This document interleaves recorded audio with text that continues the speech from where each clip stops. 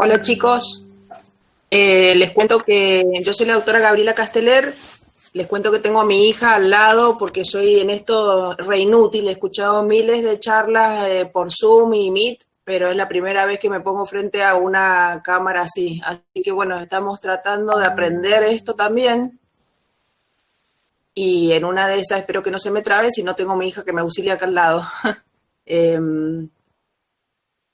¿Cuántos son ustedes más o menos? No sé, si quieren preguntar algo o interrumpirme, deshabilitan el micrófono y me interrumpen la charla, así se hace más, así pueden comprender mejor si hay alguna duda.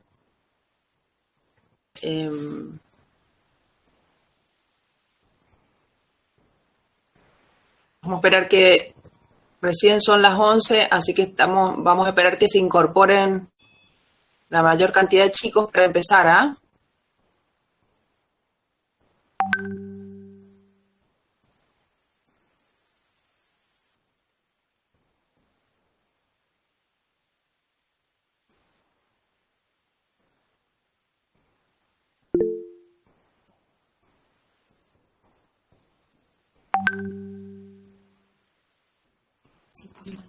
¿Pueden ver la pantalla? ¿Pueden ver las diapositivas? Sí, doctora. Sí, está bien. ¿Para qué estaba con el micrófono? Bueno, vamos a empezar con este tema, que es síndrome ovario poliquístico. Tampoco te tenés que ir volviendo para volver a admitirlos. ¿Para dónde, Flor? Ay, Dios. Diciendo, acá, de a poco, tonto, métete y admitilos. ¿Ves?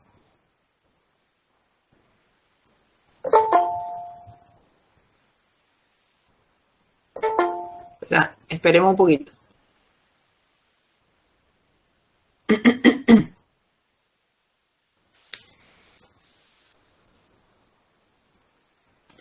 Y te vas metiendo a poco. A ver, para. Acá, mira, Flor. Ahí. Ahí.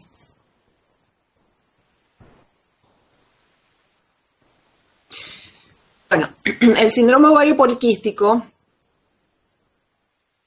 entonces, es un trastorno endocrino metabólico muy heterogéneo en la forma de presentación clínica, de probable origen genético, influenciado por factores ambientales como la nutrición y la actividad física. Y es el trastorno endocrinológico más frecuente en la mujer en edad reproductiva, con una prevalencia entre el 6 y el 8%. Yo le voy a preguntar al doctor Mario Pera si esto está subido a la página de la facultad, porque si no lo vamos a subir para que ustedes lo tengan y les quede a ustedes.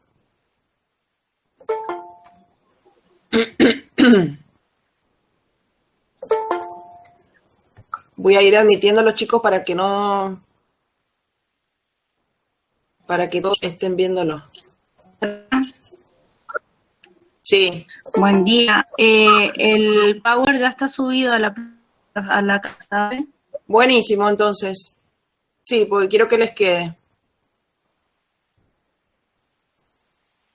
Además tengo abierta, no saben la cantidad de pantallas que tengo, porque todos los días hay reuniones de la especialidad y trato de escuchar todos los temas, así que tengo abierto un montón de pantallas en la computadora.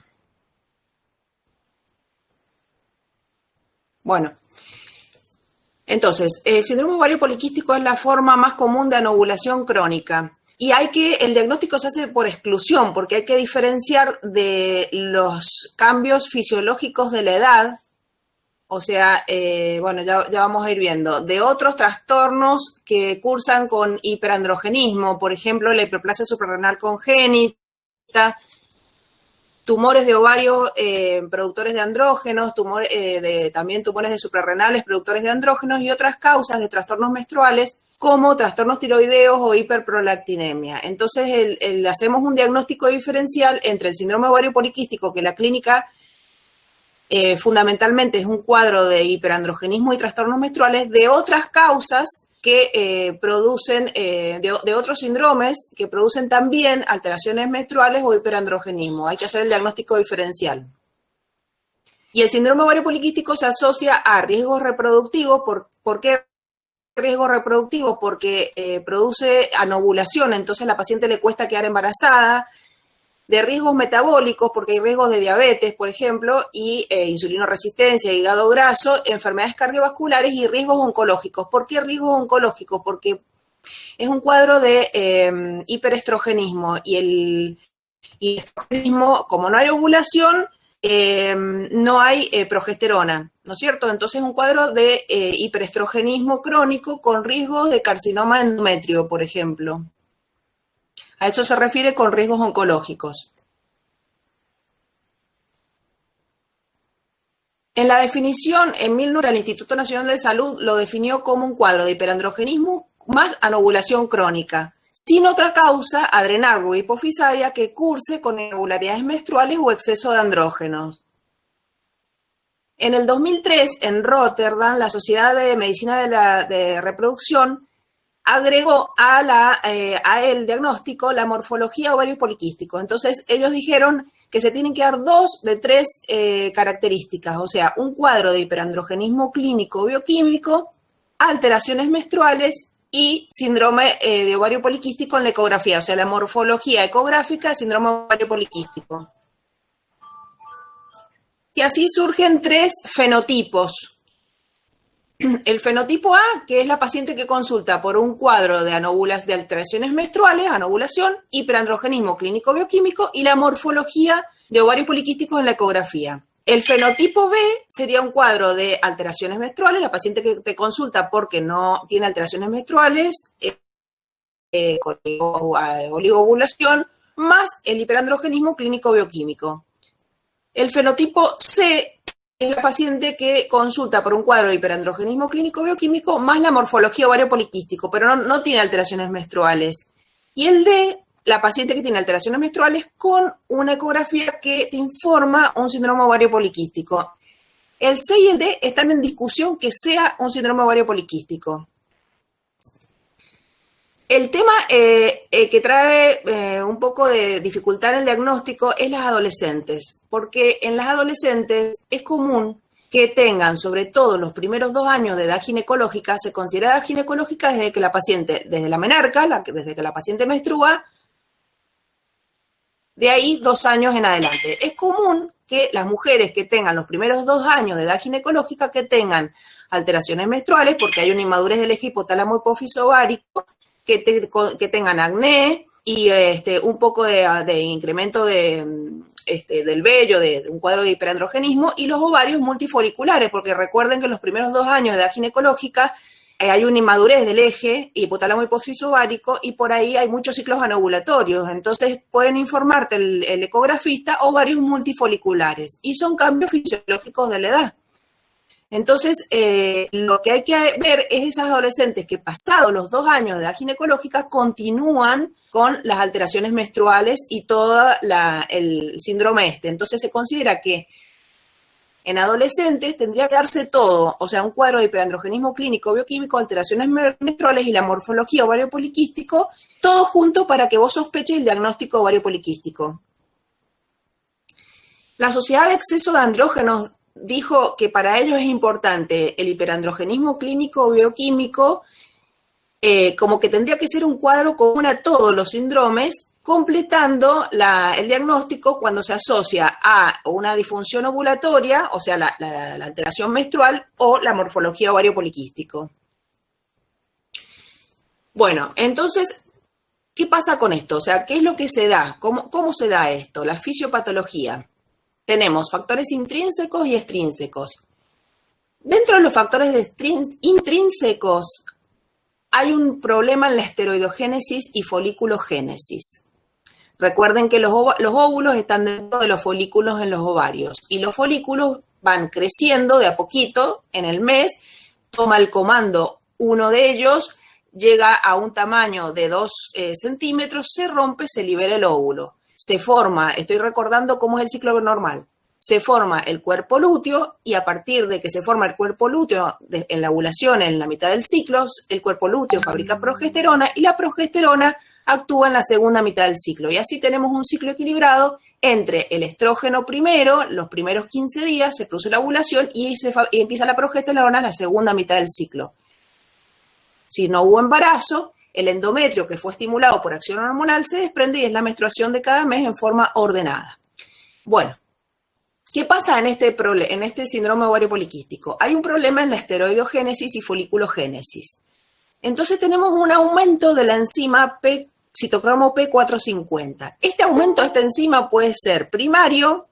Esperen que me parece que...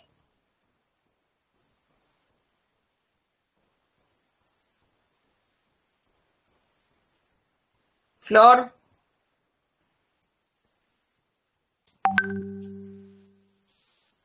No me responde la... ¿Pasó? ¿Qué tocaste? No quise admitir... Ay. Ahí está. Porque cuando se incorpora a alguien en el grupo aparece esa...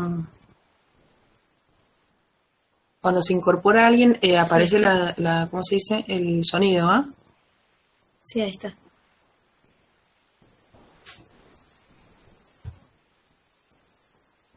Bueno. Entonces, el aumento de los citocromo P450 puede ser primaria o secundaria a un aumento de la LH o insulina, insulina. Esta enzima estimula la producción de andrógenos a nivel del ovario y de las suprarrenales. Entonces, y los andrógenos estimulan el pasaje de los folículos primordiales a preantrales y antrales. ¿Qué pasa con esos folículos?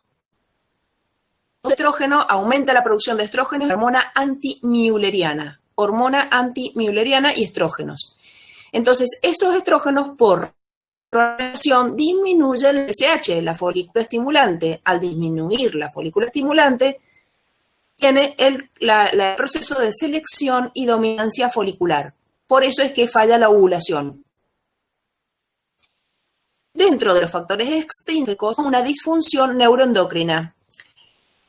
Tenemos un aumento del GnRH, el GnRH produce un aumento de la LH, ¿y qué hace la LH? Actúa en la teca del ovario. ¿Y qué hace la parte de la teca del ovario? Aumenta los andrógenos ováricos. Por otro lado, hay un metabólico, que sería la insulinoresistencia. La hipersecreción de la insulina lo que va a hacer es estimular, por un lado, la LH aumentándola. Por otro lado, también aumenta los andrógenos ováricos y suprarrenales. Y a nivel del hígado, ¿qué hace la insulina? Disminuye la proteína transportadora, la SHBG. Al disminuir la SHBG, tenemos más andrógenos libres, favoreciendo el cuadro de hiperandrogenismo. Entonces, el diagnóstico ovario poliquístico, la paciente que te consulta, que viene y te consulta porque tiene alteraciones menstruales. ¿Qué vamos a hacer? La historia clínica bien detallada. Primero, se pone la edad, el motivo de consulta, los antecedentes ginecobstétricos. Cuando uno empieza con abordar una paciente, no nos desesperemos con hacer un diagnóstico inmediatamente. Tenemos que ser ordenados en la historia clínica. Tenemos que poner la edad de la paciente y empezar un interrogatorio minucioso. Primero los antecedentes, el motivo de consulta y luego los antecedentes ginecobstétricos bien completos. O sea, menarca, si ha empezado a tener relaciones, el ritmo menstrual, cuánto le dura la menstruación, cada cuánto le viene el ciclo menstrual. Bien prolijito si usa métodos anticonceptivos, sin saltearnos nada, bien prolijo todos los antecedentes ginecobstétricos. Después vamos a ir los antecedentes clínicos, los antecedentes si toma alguna medicación, quirúrgicos, alérgicos, tóxicos, luego los antecedentes familiares. Luego del interrogatorio bien minucioso vamos a ir al examen físico. En esta paciente que consulta por trastornos menstruales habitualmente, vamos a ir a hacer un índice de masa corporal, porque esto suele estar acompañado en el síndrome ovario poliquístico de, dijimos que es un trastorno de origen de base genética, pero que está influenciado por factores ambientales. Es muy común que la obesidad, el sobrepeso y la obesidad influyan en el tema de desencadenar un síndrome ovario poliquístico. Entonces vamos a hacer peso sobre talla al cuadrado, nos da el índice de masa corporal. Más de 25 sería sobrepeso y más de 30 es obesidad. Entonces es importante hacer el índice de masa corporal, tomar la tensión arterial, ver los signos de hiperandrogenismo, si tiene acné, si tiene el aumento del vello, sobre todo, acá es importante el hirsutismo, ¿qué sería? El hirsutismo sería un aumento del vello grueso, oscuro, largo, en lugares que normalmente son masculinos, es decir, el aumento, a veces se ve un aumento del vello en la zona de la barbilla, del bigote, de la línea alba, entre el monte de Venus y el ombligo, en la región sacra. Eso son cuadros de hirsutismo. El acné, que lo podemos ver en la cara, en el pecho, en la espalda. Bueno, y los signos de insulinoresistencia. Una de las cosas que vemos como signos de insulinoresistencia es una cosa que se llama acanthosis nigricans, que es una coloración oscura, la piel un poco así como engrosada, se puede ver en la zona del cuello y en las axilas, en los pliegues. En el examen ginecológico, hacemos un examen ginecológico completo y el estudio, la palpación de la tiroides, el índice de cintura más de 88. Que es típico del síndrome metabólico, perdón. En el laboratorio, ¿qué vamos a pedir? Dijimos que una de las cosas, además de las alteraciones menstruales, algo típico es el hiperandrogenismo. Entonces vamos a pedir testosterona, androstenediona, la SHBG, que es la proteína que suele estar disminuida, sintetizada por el hígado, que suele estar disminuida en este síndrome. Entonces, al estar disminuida, o sea, los andrógenos van unidos a la SHBG. Cuando está disminuida, tenés más andrógenos libres y colaborando con el cuadro de hiperandrogenismo. Entonces pedimos la SHBG también, la sulfato de dehidroepiandrosterona, otro andrógeno, la 17-hidroxiprogesterona. Esto es importante pedirlo porque dijimos que tenemos que hacer diagnósticos diferenciales con otras causas que provoquen hiperandrogenismo. En el caso de una hiperplasia suprarrenal congénita, tenemos una deficiencia de una enzima que se llama 21-hidroxilasa. Entonces, lo que va a aumentar en este caso es la 17-hidroxiprogesterona. Por eso la vamos a pedir para hacer el diagnóstico diferencial con una hiperplasia suprarrenal congénita. Pedimos el estudio del eje hipotálamo hipófiso ovárico, que sería las gonadotrofinas, FSH y LH. Prolactina, dijimos que hay situaciones de trastornos menstruales, por ejemplo, una hiperprolactinemia puede provocar alteraciones menstruales, pero no sería el caso de un síndrome ovario poliquístico. Entonces ¿por qué pedimos todo esto? Para descartar otras causas que cursen con sintomatología parecida al síndrome ovario poliquístico. Entonces la prolactina se pide, la TSH, los trastornos tiroideos, hay que descartar trastornos tiroideos, los lípidos, porque dijimos que en el caso de un síndrome metabólico que influye en esto, puede estar alterado los lípidos, la glucemia y la P75, que es una sobrecarga, se pide glucemia en ayunas. Se pide glucemia en ayunas y postprandial.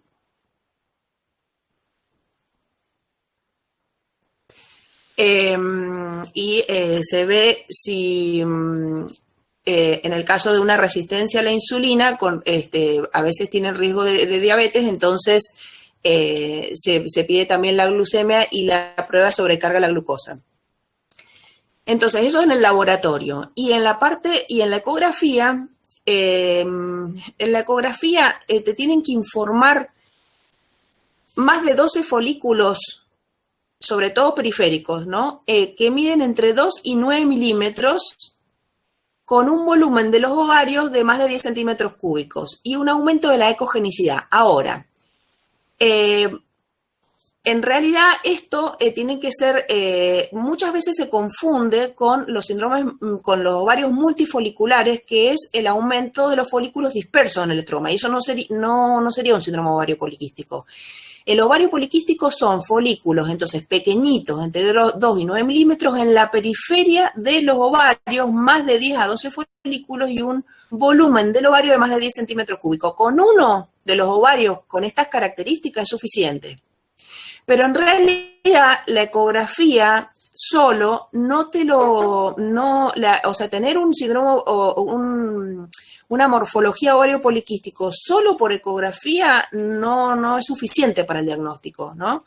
Es como que es un complemento, o sea, por sí sola, como dice ahí, no te hace el diagnóstico. Y que esté normal la ecografía tampoco lo descarta. O sea, como que en realidad lo más importante es la clínica de la paciente que te consulta, porque tiene oligomenorreas, o sea, los ciclos se le atrasan los ciclos con el cuadro de hiperandrogenismo, que puede ser clínico, que vos le veas el acné, el hirsutismo, o que vos cuando le pidas los análisis de los andrógenos, tengas los andrógenos alterados. Para que me parece que se está agregando alguien.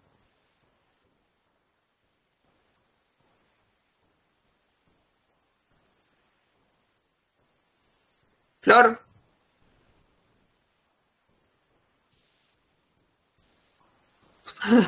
No te la puedo creer que escuche. Si alguien se quería unir. Acá no. No. Está bien. Ay, Dios mío, qué nada. Bueno. Entonces, acá, digamos, dice, las alteraciones menstruales y el hirsutismo ya es diagnóstico suficiente. O sea, en realidad, estas dos cosas, recuerden como estas dos cosas lo más importante para el diagnóstico, alteraciones menstruales y el hirsutismo. Y las pruebas complementarias que mencionamos recién es para descartar otras causas de hiperandrogenismo y anovulación, para hacer el diagnóstico diferencial. Vos tenés que hacer entonces el diagnóstico diferencial. Vos le ves, la paciente viene y te dice, bueno, no menstruo bien, se me atrasa la menstruación, y vos le ves la carita ya que tiene acné, le ves el vello, el hirsutismo, puede tener acantosis nigricans. Entonces vos decís, yo acá tengo que hacer el diagnóstico diferencial entre un probable síndrome ovario poliquístico y otras causas que le esté provocando el hirsutismo. Por ejemplo, ¿qué otras causas? Una hiperplasia suprarrenal congénita, un tumor virilizante, una hiperprolactinemia que le esté dando trastornos menstruales, un síndrome de Cushing, o drogas, esteroides anabólicos o el ácido valproico que se acompañan de aumento del vello, hirsutismo. Por eso es que pedimos toda la analítica que recién mencionamos. Entonces, el tratamiento se va a orientar, acá no quiero que se hagan lío con esto, porque acá es muy simple. Las diapositivas las hice, pero es muy fino todo esto. Yo lo único que les pido es que les quede, lo más importante es lo siguiente: si la paciente tiene deseos de fertilidad o no tiene deseos de fertilidad. Si la paciente es una paciente joven que no tiene deseo de fertilidad, la vamos a tratar, este síndrome, una vez hecho el diagnóstico, síndrome ovario poliquístico, la vamos a tratar con anticonceptivos hormonales. Y si la paciente tiene deseos de fertilidad, como el problema es la no ovulación, vamos a hacer inductores de ovulación. La vamos a tratar con médicos especialistas en fertilidad, porque el problema es que no ovulan bien las pacientes. Entonces, eso es lo más grueso que quiero que les quede. Si no, acá como dice, sin deseos de fertilidad serían anticonceptivos, antiandrógenos y tratamiento dermatológico. Con deseo de fertilidad sería citrato de clomifeno, que es un inductor de la ovulación, la metformina se puede asociar porque hay una insulinoresistencia, gonadotrofinas estrógenas, el drilino oválico, que son punciones ováricas para estimular la ovulación, fertilización in vitro y tratar enfermedades asociadas. Acá otra cosa importante es tratar enfermedades asociadas. Si la paciente, dijimos que viene porque el motivo de consulta es que no menstrua bien, no solamente vamos a tratar de que menstrue bien y de disminuir el hiperandrogenismo, sino que si la paciente tiene un exceso de un índice de masa corporal elevada con riesgo de diabetes, tengo que mandarla a la nutricionista y tengo que aconsejar el ejercicio físico regular para que normalice ese índice de masa corporal, porque esto está asociado a diabetes y a enfermedades cardiovasculares, o sea que me tengo que ocupar de eso también. Entonces, tengo que corregir el hiperandrogenismo, tengo que corregir las alteraciones menstruales, las alteraciones metabólicas como la obesidad y la insulinoresistencia y la ovulación. Hábitos de vida saludable, como mencionamos recién, la nutrición, el ejercicio, la derivo a la nutricionista, el ejercicio físico. De los anticonceptivos hormonales, ¿cuáles? De los anticonceptivos hormonales tengo que elegir, o sea, los anticonceptivos hormonales acá vos tenés distintas preparados, generalmente estrógenos y progesteronas, pero tenemos estrógenos semisintéticos como el etinilestradiol, estrógenos naturales como el estradiol, y de la componente de los progestágenos de los anticonceptivos hay un montón, distintos tipos de progesteronas con distintas acciones. Hay 3 progesteronas de los anticonceptivos que son antiandrogénicas. Una es el acetato de ciproterona, otra es la drospirenona y otro es el dienogés. O sea, si yo voy a elegir un anticonceptivo, tengo que elegir un anticonceptivo con una progesterona que sea antiandrogénica, ¿no es cierto? Porque tenemos un hirsutismo, entonces voy a elegir una progesterona antiandrogénica. La más antiandrogénica es el acetato de ciproterona, pero ojo con esto porque tiene estas acciones glucocorticoides y incrementa la insulinoresistencia. Entonces hay que tener cuidado. Si la paciente es obesa o tiene sobrepeso y tiene acatosis nigricans, no voy a elegir el acetato de ciproterona como antiandrogénico, voy a elegir otra. Voy a elegir la drospirenona o el dienogés, porque si no voy a empeorar el cuadro con el acetato de ciproterona. Si bien es antiandrogénica, le va a disminuir el hirsutismo, pero le voy a empeorar la insulinoresistencia. Entonces tengo que ver bien, como dijimos que es un cuadro heterogéneo y no todas las pacientes se presentan igual, hay pacientes delgadas que tienen síndrome ovario poliquístico y tienen insulinoresistencia y son delgadas. Entonces, como es muy heterogéneo la presentación, depende de la paciente que se te presente lo que voy a elegir como tratamiento. Y después tenemos antiandrogénicos que como por ejemplo la espironolactona, flutamida y finasteride, que para disminuir el hirsutismo. La espironolactona lo que hace es antagonizar el receptor de andrógeno. La flutamida y finasteride bloquean periféricamente la acción de los andrógenos. También hay insulinosensibilizadores como la metformina, que lo que hace es estimular la captación hepática de glucosa y muscular y inhibe la gluconeogénesis. Después, estas son distintas alternativas, pero se los menciono, pero en realidad esto no es que se dé todo junto, depende de lo que quiere la paciente y depende de las situaciones en que esté la paciente, el tratamiento que vamos a elegir. El citrato de clomifeno dijimos que para pacientes que desean la fertilidad, que es un inductor de la ovulación, bloquean los receptores de estrógeno a nivel hipotálamo hipofisario y favorecen el aumento de la FSH, entonces es un inductor de la ovulación. También hay inhibidores de aromatasa que son antiestrógenos, bloquean la conversión de androstenediona y testosterona a estrona y estradiol. Las gonadotrofinas, multipunción y fecundación in vitro. Esos serían como mencionar todas las posibilidades de tratamiento, pero en realidad vamos a elegir el tratamiento en base al cuadro clínico de la paciente y lo que la paciente desee. Entonces, dijimos, sin deseo de fertilidad, los anticonceptivos es la primera línea del tratamiento del síndrome ovario poliquístico. La paciente que te dice, yo no quiero quedar embarazada. Entonces, una combinación de estrógeno y progesterona que reduce la secreción de gonadotrofinas y la secreción ovárica de andrógenos. Aumentan los anticonceptivos, sobre todo en la parte del estrógeno del anticonceptivo, aumenta la SHBG, que es la proteína que se pegan a los andrógenos. Entonces, como aumenta la SHBG, tenemos menos testosterona libre y entonces disminuye mejora el cuadro de hiperandrogenismo. Y también se pueden usar, si tiene un cuadro de hirsutismo severo, antiandrogénicos como espironolactona, flutamida y finasteride, que actúan a nivel periférico, bloqueando los andrógenos. Después, en las pacientes, la metformina, bueno, el 50-70% de pacientes con síndrome ovario poliquístico tienen insulinoresistencia. Entonces deben recibir metformina junto con las medidas higiénico-dietéticas.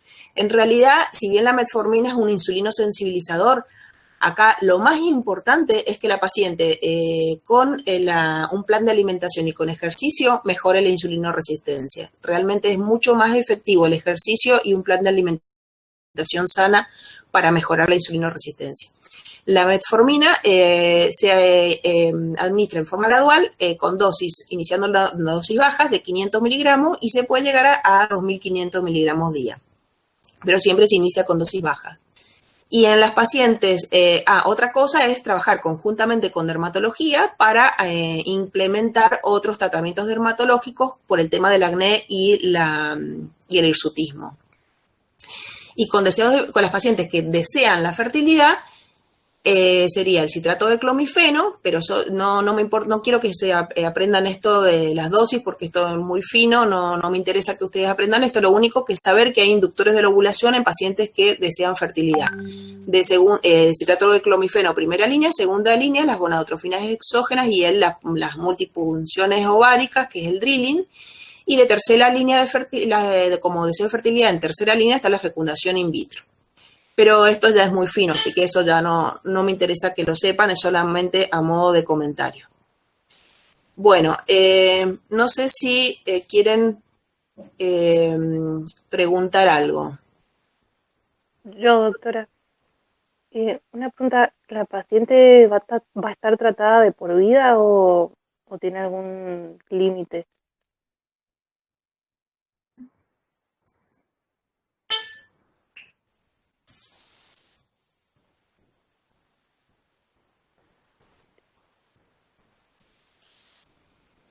Chicos, ¿no se entendió nada o se entendió todo? Ahí le preguntaron, doctora, no sé si escuchó. No escuché nada. Preguntó si el tratamiento era de por vida o tiene algún límite. Ah, claro. Mira, en realidad el tratamiento, síndrome en realidad mejora con el transcurso del tiempo. O sea, es muy común en adolescentes y a medida que avanza el tiempo, mejora. O sea, no es un tratamiento de por vida. Uno puede ver cómo está influenciado por el tema del sedentarismo y el sobrepeso, muchas veces modificando de por vida el tema de la normalización del índice de masa corporal y las medidas higiénico-dietéticas, se normaliza solito el síndrome. Es muy común ver, lo veo yo habitualmente en las chicas que te consultan por alteraciones menstruales, que son chicas alrededor de 17, 20 años más o menos. A medida que avanza a esa edad, consulta por alteraciones menstruales. Cerca de los 30 años te van a consultar porque la paciente no puede quedar embarazada. Y a medida que avanza la edad, consultan, las pacientes pueden llegar a tener, si no se corrigen las alteraciones de base, que sería el tema de las medidas higiénico-dietéticas, te pueden consultar por una insulinoresistencia con riesgos metabólicos. Los riesgos son cardiovasculares, la diabetes y el día de mañana un cáncer de endometrio, porque es un cuadro de hiperestrogenismo crónico. O sea que lo más importante acá es tratar de corregir las medidas higiénico-dietéticas de un plan de alimentación para siempre y el ejercicio físico tomarlo como un estilo de vida. Eso sería lo más importante. Uno da un apoyo con las hormonas estas de los anticonceptivos para evitar el hiperandrogenismo y el cuadro de hiperestrogenismo crónico al principio, pero conjuntamente con esto tenemos que tratar de mejorar la insulinoresistencia y el sobrepeso por el riesgo que significa a futuro.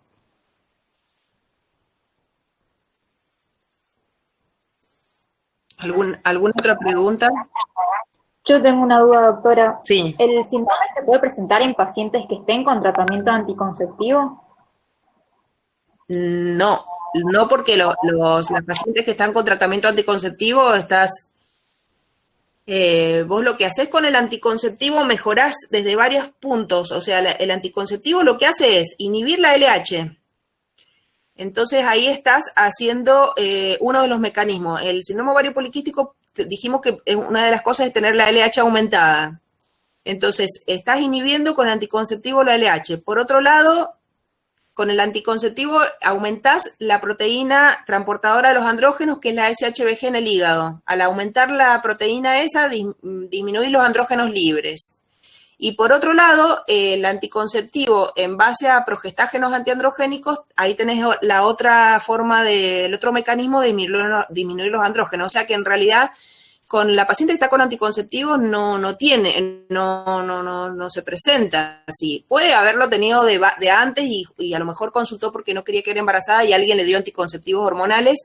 Que no se confunda el no menstruar con anticonceptivos con esto, porque hay pacientes que están con anticonceptivos hormonales y no menstruan, pero eso es otra cosa. Los anticonceptivos hormonales a baja dosis, las pacientes que menstruan poco con las pastillas anticonceptivas, porque no menstruan, es porque en realidad el efecto que provocan los anticonceptivos a nivel del útero, de la capa interna del útero, es producir una atrofia reversible. Cuando lo deja de tomar, vuelve a menstruar como siempre. Que no se confunda el no menstruar, la paciente que no menstruan con anticonceptivos de un síndrome ovario poliquístico. O sea, la paciente que no menstrua con anticonceptivos es porque a nivel del endometrio lo que produce es una atrofia reversible cuando lo deja de usar. No sé si se entendió. Sí, gracias.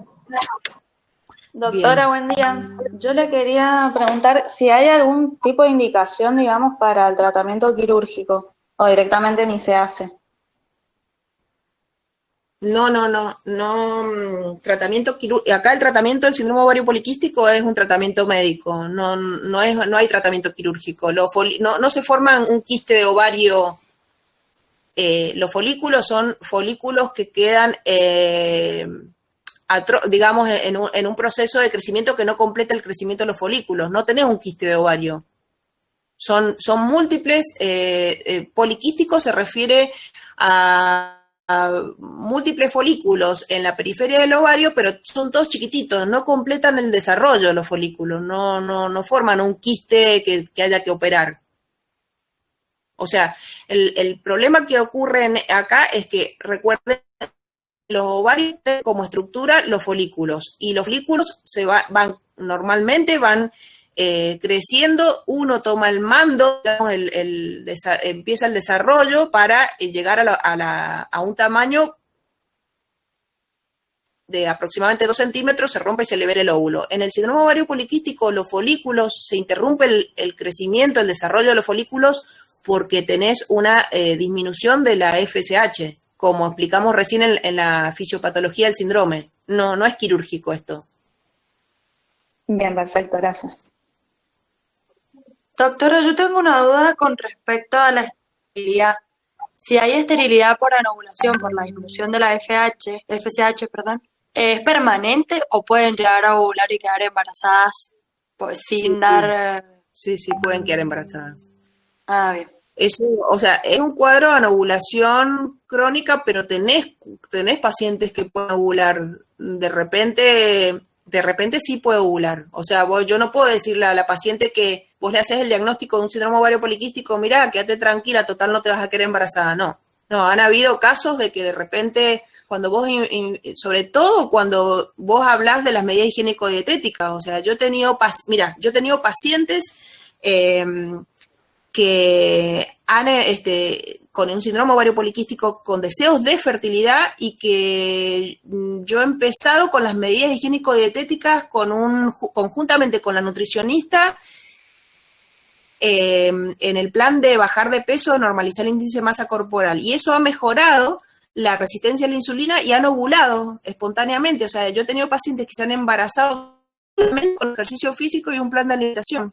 Y digo plan de alimentación porque no me gusta decir dieta, porque la dieta, porque esto es para siempre. O sea, no es que yo haga la paciente voy a hacer dieta y después sigo comiendo porquerías. En realidad es un plan de alimentación sana desde los niños hasta los ancianos. Todo el mundo tiene que comer sano para tener buenos hábitos saludables, de alimentación saludable para siempre. O sea, el ejercicio físico del plan de alimentación tiene que formar parte de nuestra rutina como comer y dormir. Entonces, yo muchas veces son pacientes que vos, digamos, va como algo más que el tratamiento farmacológico, va esto. Entonces, yo no le puedo decir a la paciente, mira, no uses anticonceptivos porque en realidad, como es un problema de la ovulación, no te vas a embarazar. Muchas pacientes te hacen caso, empiezan con el tema de cambio de hábitos de vida saludable y ovulan. Claro, entendí. Perfecto, gracias. ¿Alguna otra pregunta?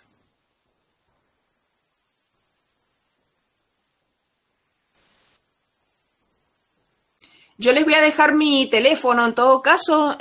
Bueno, el mail mío es gaby@gmail.com y mi teléfono es 2615-656565. Es muy fácil. Se los dejo por si me quieren preguntar algo, alguna duda que surja después.